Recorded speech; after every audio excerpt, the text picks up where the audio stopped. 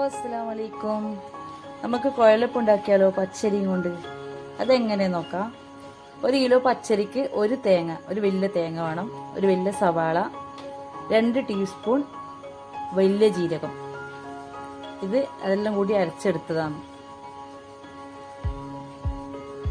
ദോശ ചുടുന്ന കല്ല് സ്റ്റൗവിൻ്റെ മുകളിൽ വെച്ചിട്ട് അടുപ്പിൽ വെച്ചാലും മതി. ചൂടാക്കി എടുത്തിട്ട് കുറേ അരി എടുത്ത് ആറ്റിയെടുക്കണം.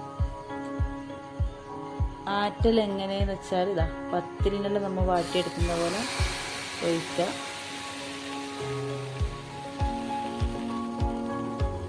ചട്ടവും കൊണ്ട് ഇങ്ങനെയാക്കി എടുക്കണം.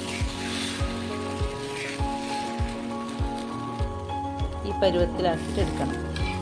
ഉണ്ടയാക്കിയിട്ട് ഇങ്ങനെ ആക്കി എടുത്തിട്ട് അങ്ങനെ എല്ലാം വാട്ടിയെടുത്ത് കഴിഞ്ഞ് ഇതേപോലെ മേശൻ്റെ മുകളിൽ എടുത്തിട്ടിട്ട് ശരിക്ക് ഇങ്ങനെ ഉടച്ചെടുക്കണം. നല്ല വൃത്തിയിൽ ഇതുപോലെ ആക്കിയെടുക്കണം. അപ്പോൾ ഒന്നാക്കി വെച്ച് രണ്ടാമത്തതും അതേപോലെ ആക്കി വെക്കണം. അതിൻ്റെ ഇടയിൽ ചെറിയൊരു കേക്ക് കൊടുക്കാറുണ്ട്. അതവിടെ അടിച്ചെടുക്കുന്നുണ്ട് വീട്ടിൽ ഒറ്റക്കന്നെ. വലിയൊരു ചീനച്ചട്ടി വെച്ച് 2 ലിറ്റർ ഓയിൽ ഇതിലേക്ക് ഒഴിച്ചു കൊടുക്കണം. 2-3 ലിറ്റർ ഓയിൽ വരെ ഒഴിച്ചു കൊടുക്കാം. കുറേ ചുടാനുണ്ട്. 1 കിലോ ഒന്നുമല്ല, എനിക്ക് കുറേ ചുടാനുണ്ട്. ഞാൻ 1 കിലോൻ്റെ കണക്കേ പറഞ്ഞിട്ടുണ്ട് നിങ്ങളോട്.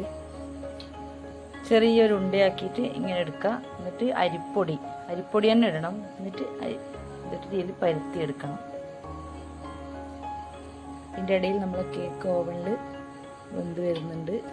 പരുത്തി ഇനി മുറിക്കണം. ഇങ്ങനെ തന്നെ മുറിച്ചെടുക്കണം.